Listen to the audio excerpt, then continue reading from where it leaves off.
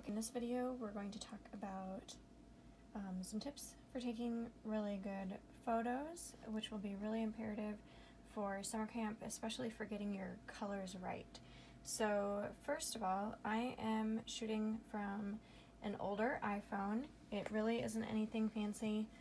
You can use a DSLR if you want. I find that the colors are more accurate with a DSLR, but it's sometimes a lot easier to just take a picture with your phone.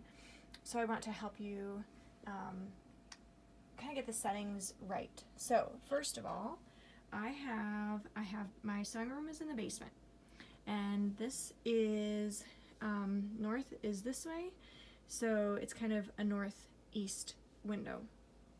So the light is really nice and filtered.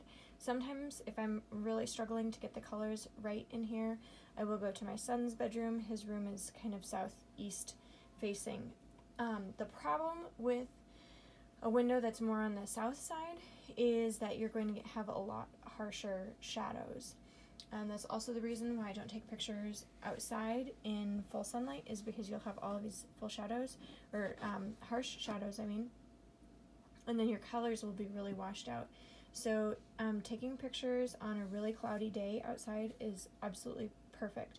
So one thing that you'll notice is that it's pretty yellow over here, and one of the reasons is I have some fluorescent bulbs up above, and if I turn it off, you can see that the colors really are more vibrant.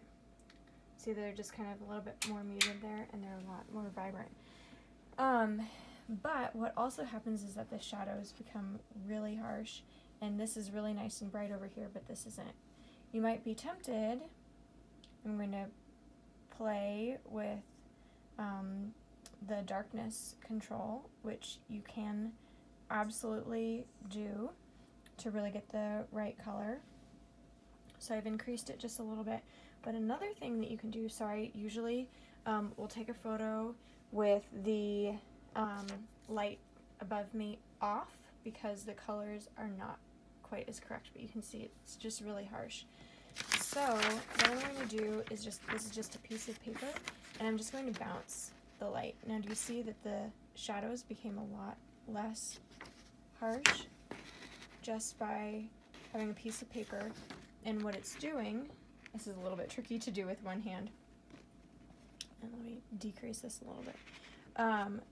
All I'm doing is I'm just reflecting the light just with a piece of copy paper. This is math from my daughter. It has printing on the other side. So this is, again, it's not really stable. It's with one hand. If I was going to be more accurate, I would go outside. And I have taken a lot of the pictures just from my porch.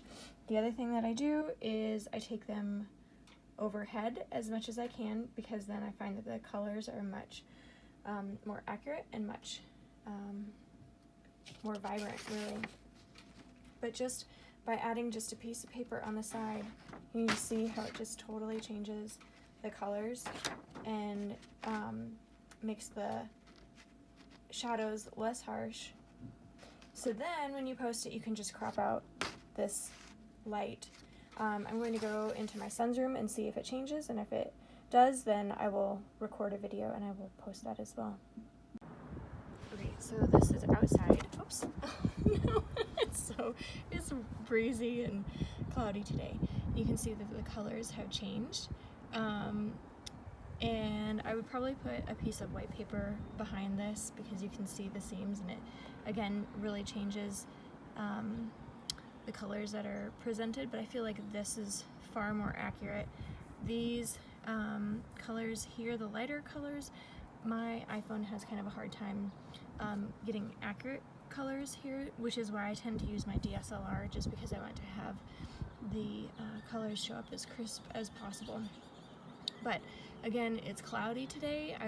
This is on the north side of the house. It's almost always cloudy over here. So this is another really good option for you for taking pictures. But for summer camp, you really will want to post all of your photos in natural light, so that you're getting the colors as accurately as possible so there aren't any discrepancies. So I hope this is really helpful for you.